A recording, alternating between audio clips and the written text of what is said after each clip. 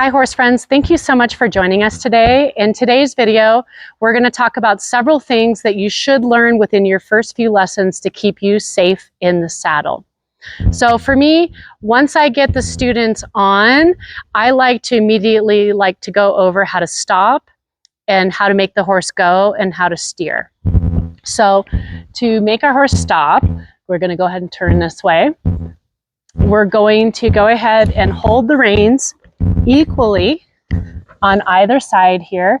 Pinkies under the reins, that's how we like to hold it. So Beck, go ahead and do the same thing on the other side.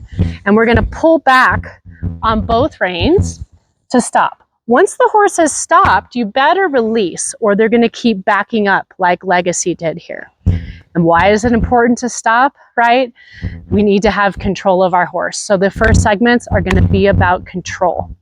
So for steering in the beginning, I like people to steer how they would turn a bicycle. So if I'm going to steer and go to the left, I'm going to pull left hand back, right hand forward. Right hand back, left hand forward to turn right. The outside of the horse has to get longer to turn, so it is important that you release this outside. So often I see people pulling one hand but not releasing the other, and the horse can't actually steer. So Beck, can you demonstrate that for us?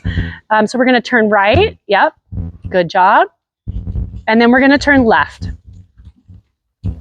Perfect. Okay, then we're going to circle back around here and you're going to show me that you proficiently know how to stop.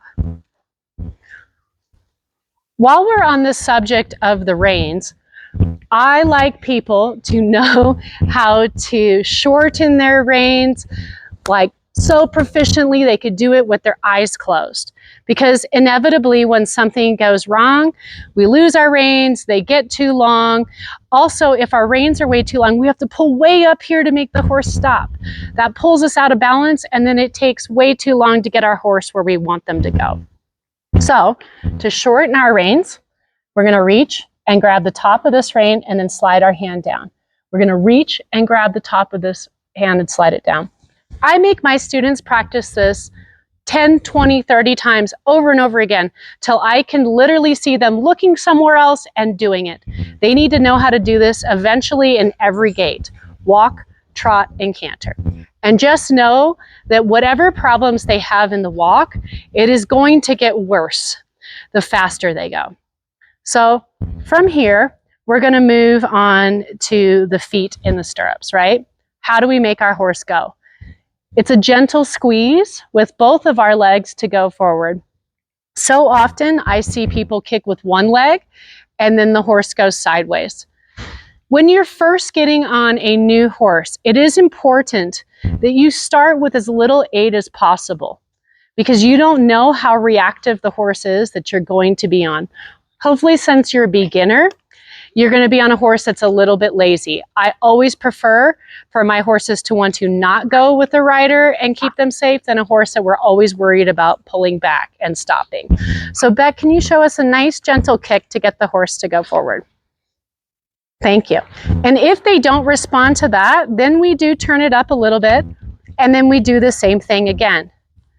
And then I will make my students practice this over and over, right? Stopping, steering, turning. I want everybody to be proficient at these things and I want to be able to randomly throw it in. Another thing I want to be able to throw into my riders is drop your stirrups. Can you take your feet out of the stirrups? And can you put them back in? Right? It should be fairly simple. A lot of times when a horse spooks or goes faster, the rider will bring up their legs and clamp on, and then they lose their stirrups. They need to be able to drop them and get them back easily in every gait. Walk, trot, and canter. These are absolutely imperative to keeping ourselves safe in the saddle. So another one that we like to cover here that not everybody talks about is how we actually stay on. So often we see riders bring their legs up and clamp on the horse. And for one, the horse, if it listens to the leg, goes way faster than the rider should have, right? Or wants them to. So we teach our riders right away to to drop our leg down, relax. We also teach them to be loose in the saddle and go with the horse. Because if we clamp onto the horse, not only does it send the horse forward, but it actually pushes us out of the saddle. So what I want my riders to do is I want my riders in the walk, I make them master this, turning their belly button left and right. The horse's pelvis moves like this, so the loin muscles underneath the saddle move like that as well, which means that our hips need to move like this as well, so that they go forward and back. Safety and balance is paramount, and it's something I want people to start learning in their first ride. So Beck, can you demonstrate that to us, how we move our belly button and how we actually stay in? We do not hold on with our legs. Yes, we drop down in the saddle to stay on. There you go. It's the pelvis and our seat that keeps us in. Also, this rotation does allow the horse to use its back better, but we'll cover that in later videos as well.